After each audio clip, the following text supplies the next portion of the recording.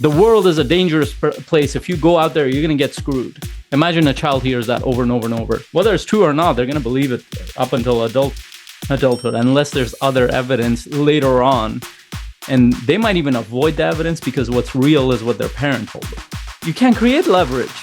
In fact, most successful companies will use debt as a leverage point, but most people who are individuals, they're scared of debt. Now, of course, there's good debt and there's bad debt, but you have to have a different perspective on it. But most people who are not in business, they will put a blanket thing like debt is not good, don't go towards it.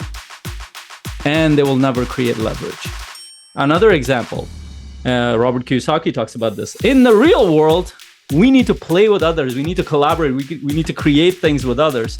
In school world, we're told to do everything in isolation. You'll do some group programs, but almost everything is you do your tests alone. You can't look at things. Why are we taught like that?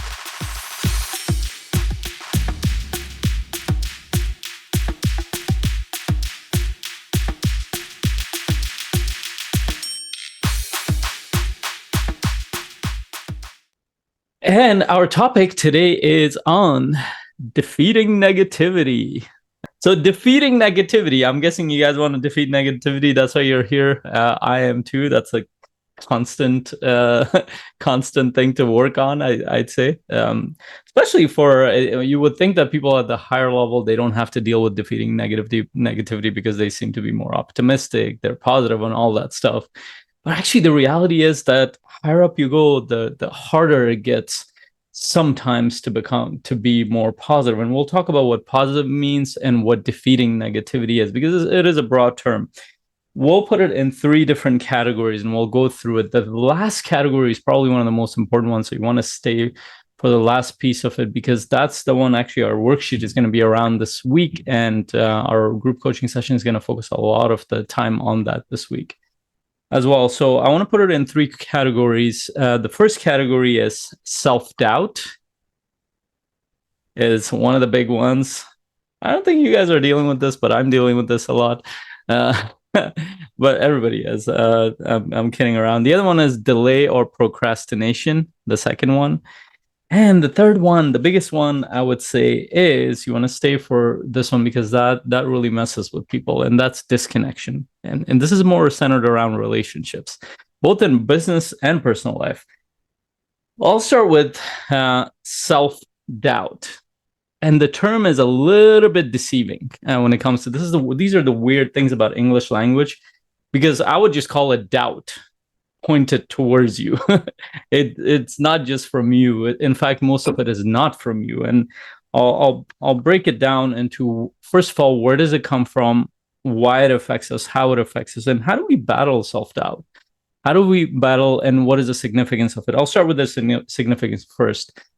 Self-doubt is the thing that comes in when we're about to do something and a thought comes in and says, what if you can't do this?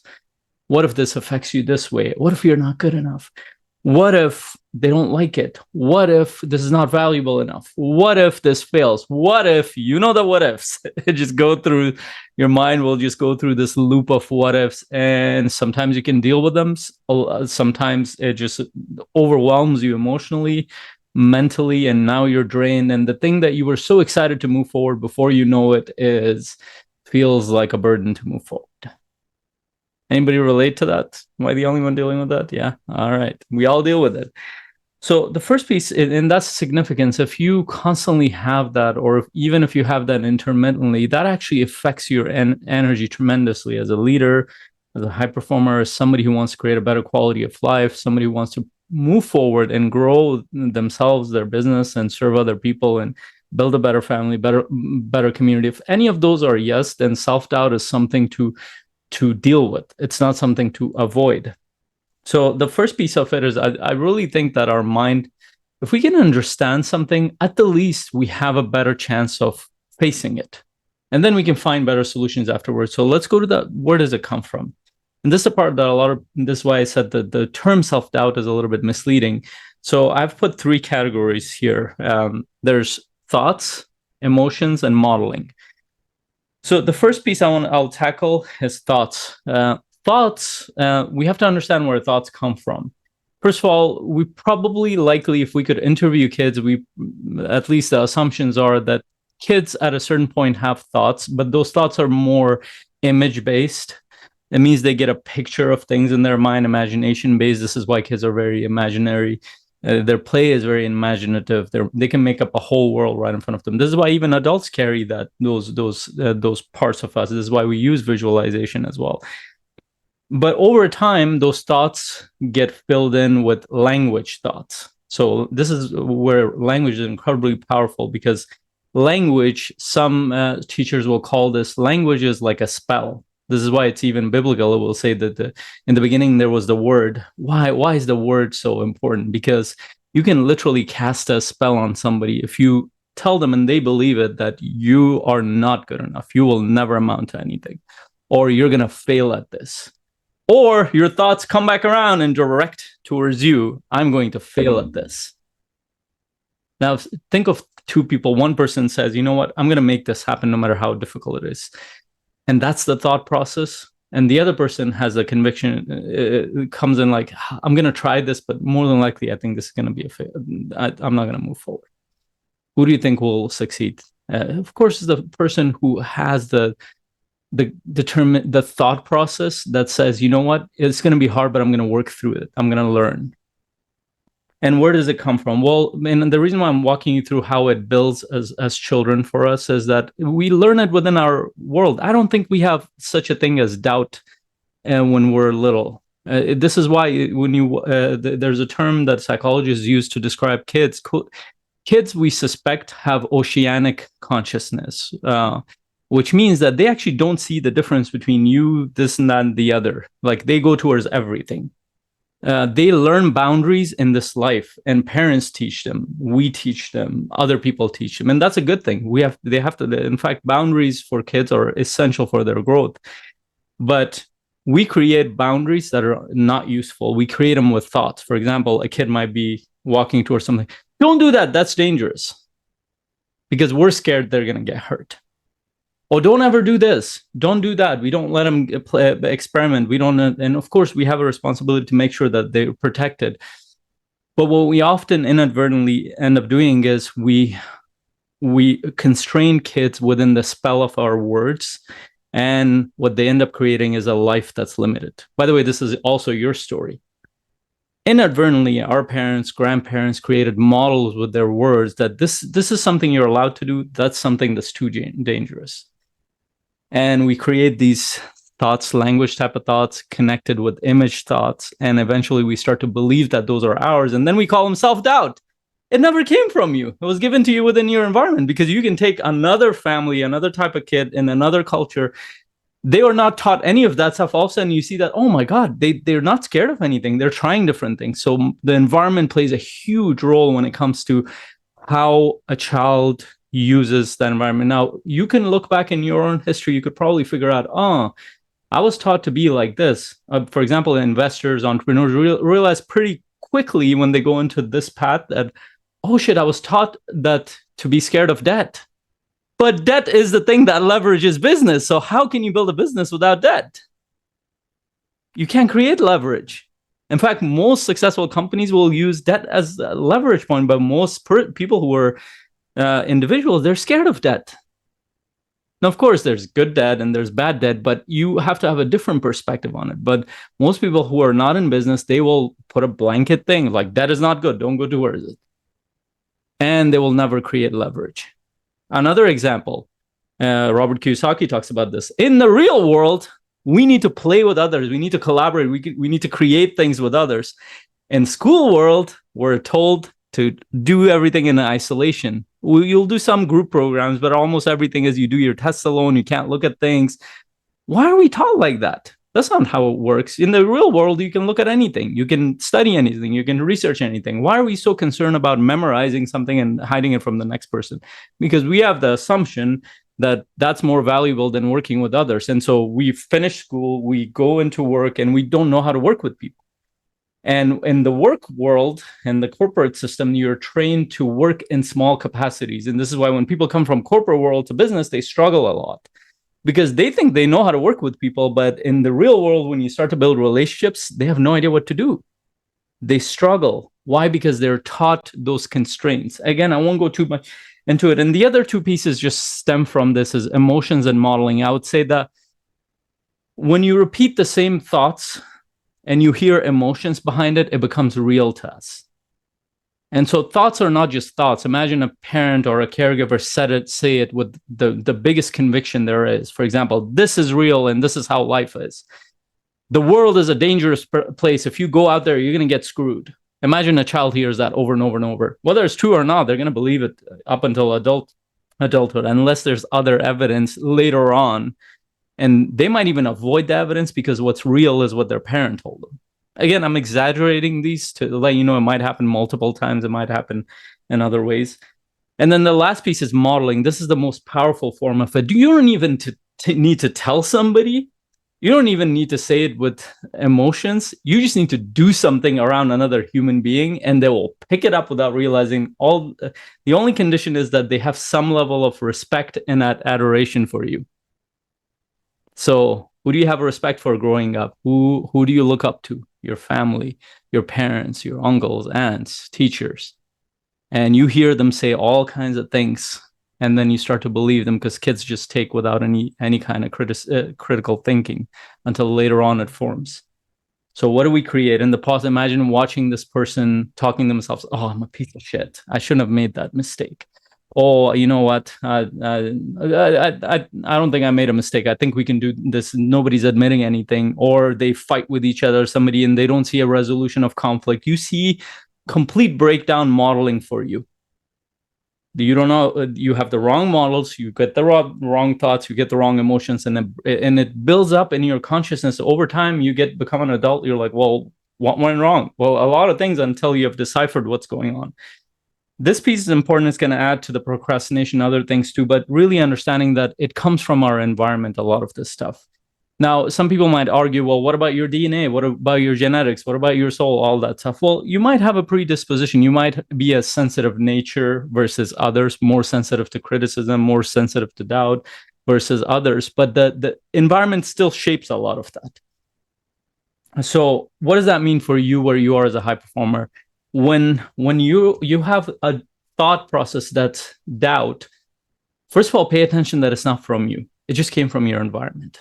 Now, the question you need to ask yourself is, what kind of life do I need to lead? This is why the vision, the strategy, all that stuff. Is this serving my life or not? We get too attached to thoughts and beliefs and models. I'm like, is this actually helping me? Is this actually helping my family? Is this actually helping my business? Is this actually helping my purpose? If it is, great. If it's not, then no, I need to question this and stop it. That's if you can differentiate and if you separate yourself from that thought or model and say, you know what, is this actually serving you? That means everything is up for question. That doesn't mean you reject everything. That means you question as a conscious adult what serves you in your culture, in your religion. Religion is a sticky subject for a lot of people because they've heard over and over something and then they think that it's from their religion. It's usually the interpretation of those around them or their parents or other people, and then they take it as if it's real, it's reality. No, it's just interpretations of things you're hearing. It's just models of what they thought was working in that context, not working anymore. So what do all these things have in common? They create self-doubt. And self-doubt is just doubt for you that stops you from moving forward. And the reason why you're constantly stopped is you're not questioning, why do I have resistance here? And processing it. There's a lot more in here, but I'll pause right here and I want you to really pay close attention. Whenever you have resistance to do something, move forward, achieve something, and you kind of stop as soon as you start, or you get a thought, you're like, oh, what if that's true? Are you really stepping back from that thing and looking at it objectively, or you're just under a spell of that thought or that belief or that model that you watch somebody else does? That will be a really useful thing for you to do, to think, to work through it. Procrastination, a huge thing, or delay. We delay all kinds of things, and I'll give some examples of that. I've written these here. We delay decisions. We delay projects. We delay relationship nurture. We delay self-care. I would say these are major categories that people struggle with. We procrastinate these things that improve the quality and growth of our life. in terms of decisions, we will delay a decision that will serve us. We'll be like, no, I need more data. Well, I need to know more. Or we keep looping thoughts. I'm like, well, the question is, do you have any more data coming in than what you have already to either start a business, leave a business, start a relationship, leave a relationship, go on a new path within your relationship, go on a new path within your self-care process, start something new? If you don't have any more data, then the decision is to make a decision quickly. And second, projects, in terms of like projects that actually help us move forward, we don't do them. We stay in repair mode in our business. We just maintain what we have. And we don't do the things that are scary, that we don't do the things that are hard. We procrastinate them. That's a self-sabotage process. Usually comes from doubts of all kinds. So this is why I spent a lot of time in doubt. So are you saying, well, what is holding you back from moving forward with this? Whether it be networking with others, whether it be moving on bigger projects, whether it be on this investment that might be risky, whatever it might be, what is holding you from focusing on that project and actually moving forward and or making those decisions? And then relationship nurture. This is one of the areas I think we've all been taught one way or another that some relationships are good, some relationships are bad, but we haven't clearly defined what those mean. So we're very scared of the world out there and what kind of people we run into. We're not curious about what kind of people might serve us, what kind of people we might be aligned with, mostly because human beings tend to be tribal by nature. But also it depends what kind of culture you come from, what kind of subculture you come from that might tell you to stay away from other people versus, and that can stop people from actually moving their business forward because they don't know how to look for opportunities. Opportunities come from people. Opportunities come from networks. Opportunities come from places that other people hang out that you're not hanging out. And the biggest thing that might stop you from moving forward is you're not nurturing those relationships. And that might be a doubt you have about people. That might be you haven't been trained to follow up. You haven't been trained to maintain relationships, or you don't have the right models. That can be trained. Those are all things to learn from. But if it's there, if there's resistance there, you need to question that process.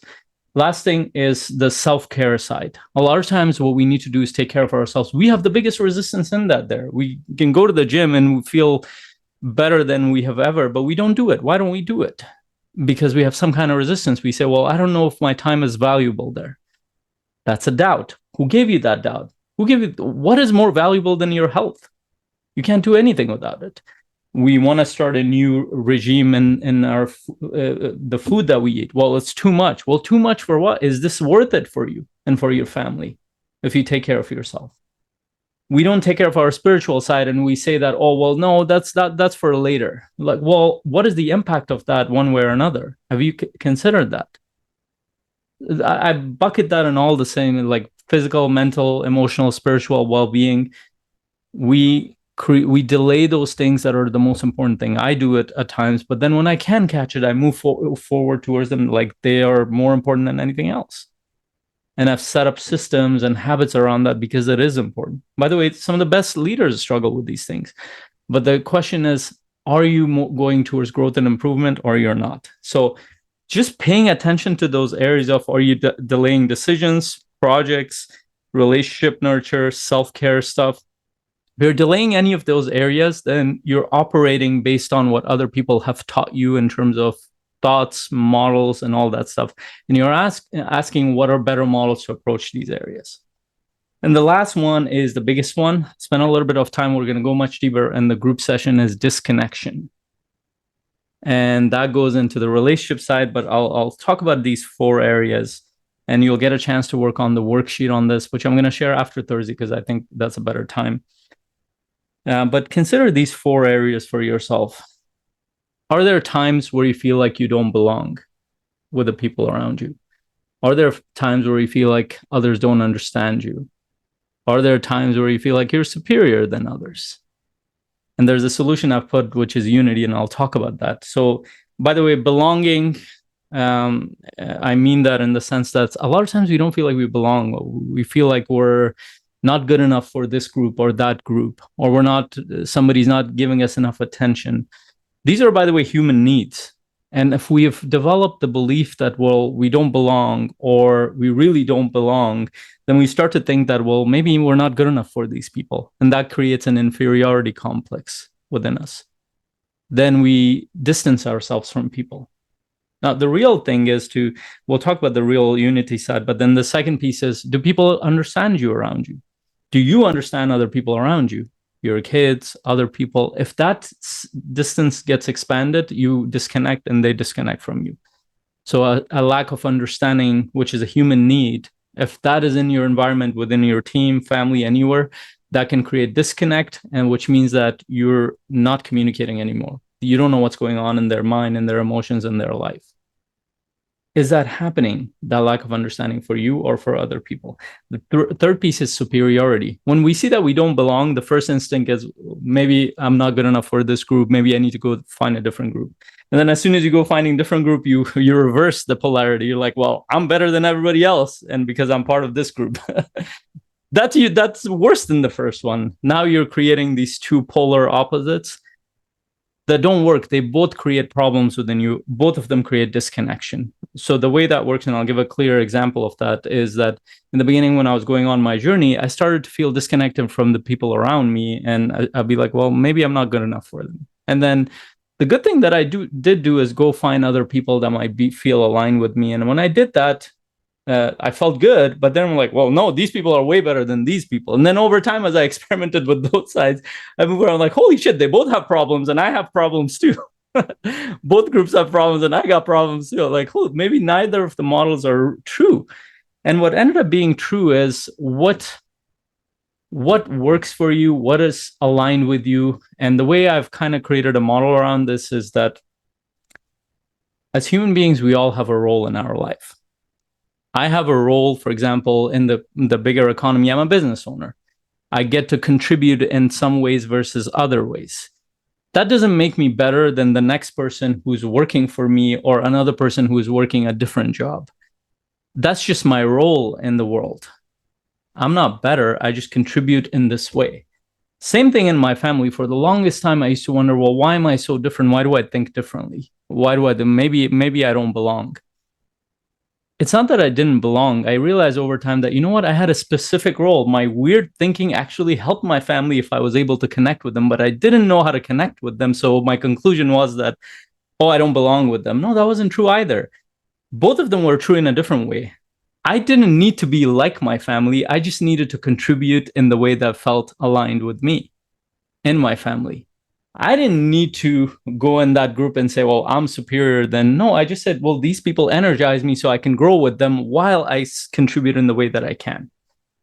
Are there times where you need to disconnect from people? Yes. If you cannot handle people, it's possible. If you're in abusive relationships, physically, mentally, emotionally, whatever that looks like, there are times where you make hard decisions. But in most cases, we don't belong because we haven't been given the skill sets to connect with people. And we have all kinds of weird models around it. We start to believe that we're superior because we don't realize what our role is in the world. Your role doesn't make you superior. It just makes you part of the whole. You contribute in a different way versus another way. Because as soon as you say I'm superior, there's somebody above you that's superior. Then you better accept that too.